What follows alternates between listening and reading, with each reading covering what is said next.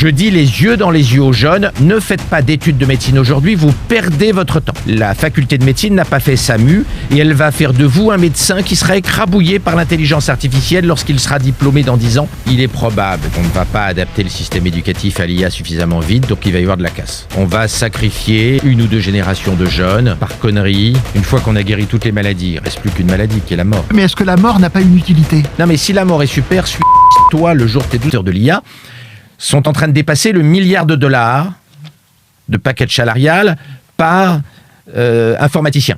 Mark Zuckerberg, cette semaine, a embauché un jeune informaticien avec un package à $3,5 milliards. Il lui avait proposé un peu plus d'$1 milliard cet été.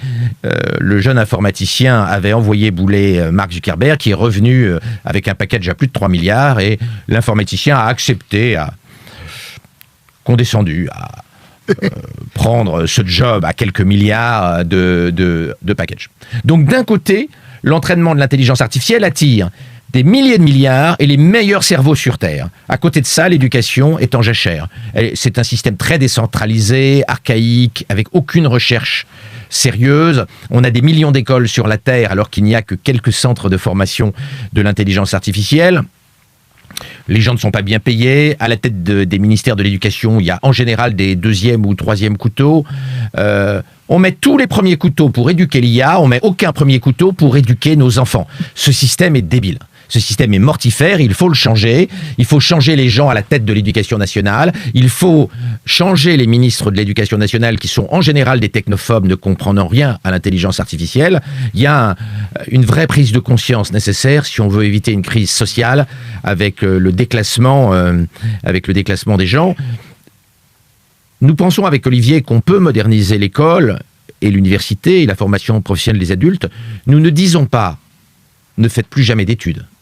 Nous disons soit vous êtes pris dans une top université aujourd'hui, Cambridge, Stanford, Berkeley, Polytechnique, Normal Sup, allez-y. Sinon, n'y allez pas. Ça ne veut pas dire qu'il ne faudra jamais faire d'études, parce que le système universitaire peut se moderniser dans les années qui viennent. Je dis les yeux dans les yeux aux jeunes, ne faites pas d'études de médecine aujourd'hui, vous perdez votre temps. Parce que la faculté de médecine n'a pas fait SAMU et elle va faire de vous un médecin qui sera écrabouillé par l'intelligence artificielle lorsqu'il sera diplômé dans 10 ans. Parce que pour être médecin généraliste aujourd'hui, il y a 10 ans d'études en France. 10 ans d'études en France, ce qui est beaucoup trop. Il faut une formation initiale plus courte et faire des modules de formation continue tout au long de la vie du médecin. Donc peut-être qu'on pourra refaire médecine en 2030 et 2035, mais aujourd'hui, sauf à être masochiste, il ne faut pas faire d'études de médecine vu la façon dont elle est désorganisée par rapport à l'enjeu de complémentarité avec l'intelligence artificielle dont on parlait tout à l'heure. Il y a quand même quelque chose d'un peu désespérant dans tout ça, c'est que tu dis il faut changer les gens qui sont à la tête de l'éducation. Tu sais que ça ne se produira pas, en tout cas pas à court terme ni à moyen terme. Tu dis on a trouvé des pistes pour rendre les études modernisables, en quelque sorte. Mais tout ça va prendre un temps fou et le raz-de-marée sera passé. On prend beaucoup de retard. Énormément de retard. La classe politique est irresponsable et de qualité médiocre. Que faire ? À part quelques exceptions. Il est probable, tu as raison, qu'on ne va pas adapter le système éducatif à l'IA suffisamment vite, donc il va y avoir de la casse. On va sacrifier 1 ou 2 générations de jeunes par connerie, par velléité, par absence de travail, par absence de connaissance de ces nouveautés technologiques dans le monde académique et puis dans le monde politique.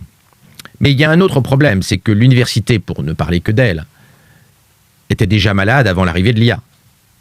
Avec le bac donné à 95% des gamins, qui est devenu une médaille en chocolat. Pour ne pas avoir le bac, il faut aujourd'hui le faire exprès, c'est un exploit. Et le bac en France donne un accès permanent à l'université. On se retrouve à l'université avec des gens qui ne savent pas écrire. Même Le Monde s'est inquiété, et c'est dire, même le journal Le Monde s'est inquiété du niveau des copies que sortent les gamins quand ils sont à l'université. Donc la massification a fait que l'université est devenue une garderie. Il y a quelques cursus d'exception de bonne qualité, mais ils sont minoritaires. La plupart des formations universitaires sont pas bonnes. Et on a un nombre absolument incalculable d'universités et de cursus poubelles, dans lequel on garde des post-adolescents qui ne bossent pas. Il faut voir les copies qui sortent dans les masters. Ah mais attends, j'ai un exemple. Le monde Oui. d'hier parlait des fautes innombrables d'une jeune fille qui était en train de faire un PhD, un doctorat en sociologie. Et le monde la plaignait. Je m'excuse, mais quand on ne sait pas écrire une ligne sans faire 5 fautes d'orthographe, il faut envisager un autre métier que d'être docteur en sociologie. Mais il m'arrive de coiffer ma casquette d'employeur. Un exemple très récent, bac plus 5 ou 6. Je dis, voilà, je voudrais qu'on organise un petit colloque sur tel sujet. La personne en question dit, ah ben très bien, je lui dis, faites-moi une note. Je me retrouve avec une note sur la colocation. Colloque, C-O-L-O-C. Elle ignorait le sens du mot colloque, C-O-2-L-O-Q-U-E. Bac plus 6, plus 5. Il fallait demander à ChatGPT, il aurait fait une très très très bonne note. Mais bien sûr, il aurait une note excellente. Mais ça illustre bien le danger, parce qu'en tant qu'employeur... Mais c'est bien pour ça que l'emploi des juniors va mal, et Oui. pas qu'en France, Oui. dans la plupart des pays, même aux États-Unis, c'est que quand on est patron aujourd'hui, dans ton exemple, on a plus vite fait de demander à ChatGPT directement qui va te sortir 3 pages sans juste une seule faute, plutôt que de demander à un jeune qui va passer deux jours pour te sortir une note sur un sujet qui n'était pas le sujet que tu avais demandé. Exactement. Mais encore faut-il que le dialogue avec l'intelligence artificielle soit bien mené. Parce que beaucoup de gens disent, on tape 2 lignes, on dit, trouve-moi une note sur ça, et c'est réglé. Non, parce qu'il me semble, tu me corrigeras si j'ai tort, mais que l'intelligence artificielle suppose un dialogue avec celui qui l'utilise. C'est-à-dire que selon que tu donnes, on appelle ça un prompt, je crois, mais selon que tu donnes 3 mots, l'intelligence artificielle va te pondre quelque chose qui sera correct, mais si tu la guides, si tu lui dis non, refais ça, je voudrais qu'on corrige dans tel sens, d'un seul coup, on a un résultat qui est absolument différent, fondamentalement différent. Donc, est-ce que travailler avec l'intelligence artificielle, d'abord, c'est pas un travail, déjà, est-ce que ça ne requiert pas des compétences ? Si, mais on est en train de créer une nouvelle injustice. On a cru très naïvement qu'on allait mettre tout le monde sur un pied d'égalité avec l'intelligence artificielle. C'est totalement faux. La qualité du prompt Oui, est fondamentale. oui. Déterminer ce que l'on souhaite et le chemin par lequel on souhaite y arriver est fondamental dans l'art du prompting, c'est-à-dire dans l'art d'interroger l'intelligence artificielle. Aujourd'hui, toutes les études montrent que les gens les plus malins, là, promptent mieux, posent mieux les questions que les gens moins bons.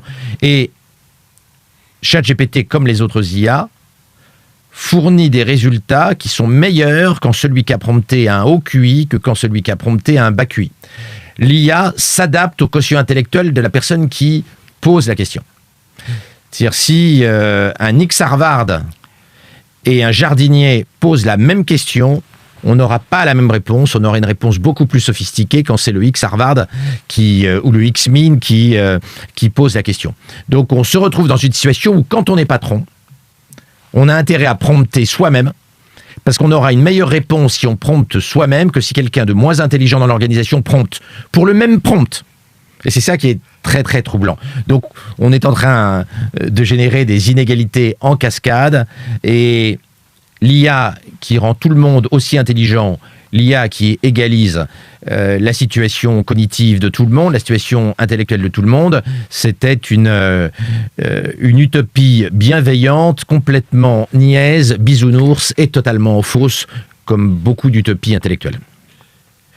Alors, tu parlais de l'université qui est complètement dépassée par les événements. Et il y a un autre pilier de la formation, notamment en France, c'est la formation professionnelle. Est-ce qu'elle va subir le même sort ? Est-ce qu'elle subit déjà le même sort ? Alors la crise de la formation professionnelle, elle va être extrêmement grave.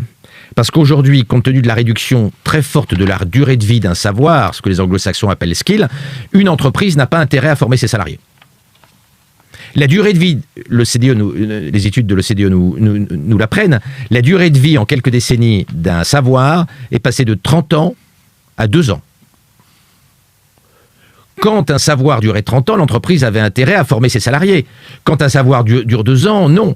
Et puis avec l'IA, c'est pire, parce que les IA changent tellement vite que tu as à peine formé le salarié que l'IA a déjà changé sa configuration. Soit le salarié apprend tout seul, soit ça ne vaut pas le coup de le former. Donc la formation des adultes va arriver dans une crise très grave, parce qu'elle n'est pas du tout adaptée à des savoir-faire qui durent extrêmement peu de temps. Les entreprises vont se décourager et elles vont arrêter de former les gens, sauf les gens très intelligents. C'est ça qui va se passer. Et donc, la réponse de la Silicon Valley est logique. La réponse de la Silicon Valley, que ce soit Bill Gates ou que ce soit Altman, c'est mettons tout le monde au revenu universel. Et laissons juste une toute petite élite travailler. Mais tu révoltes contre cette idée. Avec Olivier Babot, on pense que ce serait un monde injuste, un monde instable, un monde dangereux. Nous ne croyons pas que de parquer 99% de la population avec le monde qui est gouverné par le pourcent le plus intelligent, ce soit une bonne société. D'un point de vue philosophique et politique, ça n'est pas notre vision du monde. Nous avons une éthique méritocratique, nous n'avons pas une éthique de l'apartheid intellectuelle. Et c'est pour ça qu'il faut lire ce livre, en particulier le dernier, justement parce qu'il était traversé par des faits de société qui sont interprétés différemment, notamment le revenu universel, dont tout le monde fait une espèce de gloire merveilleuse, et c'est pas du tout l'image que tu t'en fais, ni toi ni ton co-auteur. Tu disais il y a un instant que les employés vont devoir se former eux-mêmes. Qui est le professeur idéal pour ça? Est-ce que c'est l'intelligence artificielle? C'est bien évidemment ChatGPT. Quand tu sais apprendre, quand tu sais formuler ce dont tu as besoin, ChatGPT est un professeur extraordinaire. Moi, chaque fois que j'ai besoin d'apprendre quelque chose, je demande à ChatGPT, évidemment. Je lui demande de me faire un programme de formation. Et il me connaît tellement bien qu'il sait ce que je comprends et ce que je ne comprends pas. Donc, il est meilleur qu'aucun professeur n'a été dans ma vie. Chaque fois que je lui demande de m'expliquer un truc, je suis bouleversé par son intelligence et par son adaptation à ma façon de comprendre, c'est-à-dire à ma structure cognitive. Récemment, je lui demandais de m'expliquer un truc sur une architecture informatique un petit peu complexe et dont j'avais pas bien compris les ressorts. Il a deviné pourquoi je comprenais pas, comment il fallait m'apprendre, comment il fallait m'expliquer, quels étaient les points importants sur lesquels il fallait insister, parce qu'il avait par anticipation vu que j'allais me vautrer à tel et tel endroit du raisonnement. Évidemment que le meilleur professeur du monde, c'est ChatGPT. C'est pour ça qu'il va falloir que les professeurs biologiques, les professeurs sur pattes, bossent un peu s'ils veulent être complémentaires de l'intelligence artificielle en tant qu'éducateurs. Comment va se passer le mariage de l'intelligence artificielle avec la robotique, notamment en médecine, par exemple? Alors, si on parle de médecine, au mois d'août, Elon Musk a